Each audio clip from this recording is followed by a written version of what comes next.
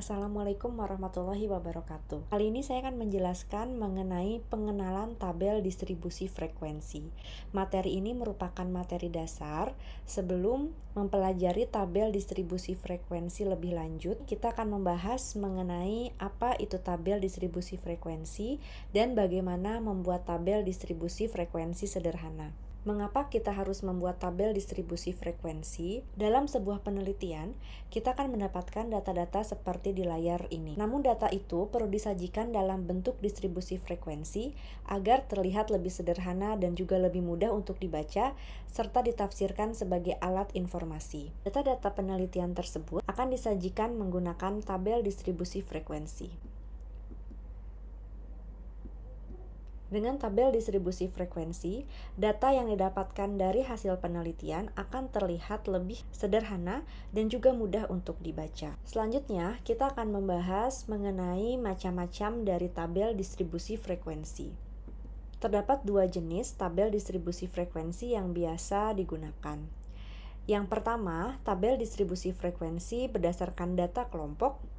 Yang kedua, tabel distribusi frekuensi berdasarkan data tunggal. Data kelompok kita bisa lihat dari data ini. Di sini memiliki interval dari 20 sampai 24 di dalam satu kelas. Sedangkan data tunggal hanya memiliki satu angka saja tanpa interval. Selanjutnya kita akan membahas komponen yang ada di dalam tabel distribusi frekuensi. Yang pertama ialah kelas. Di dalam tabel ini terdapat 5 kelas.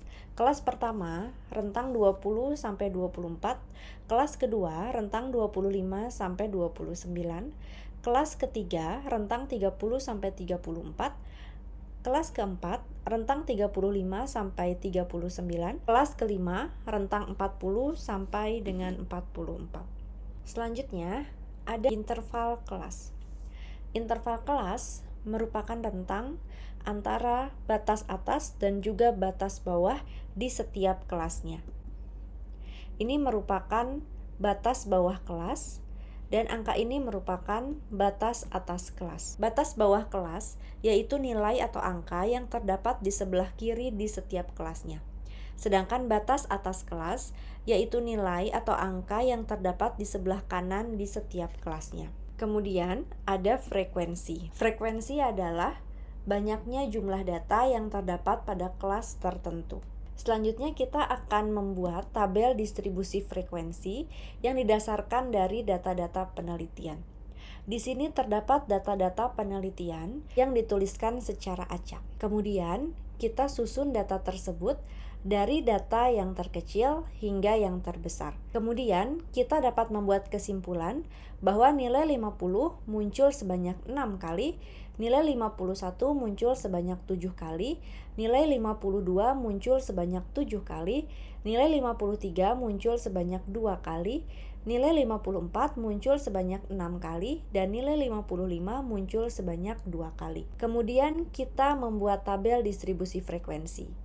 Di sini tertera kinerja di angka 50 pada kelas yang pertama dan frekuensinya 6. Itu artinya nilai 50 muncul sebanyak 6 kali.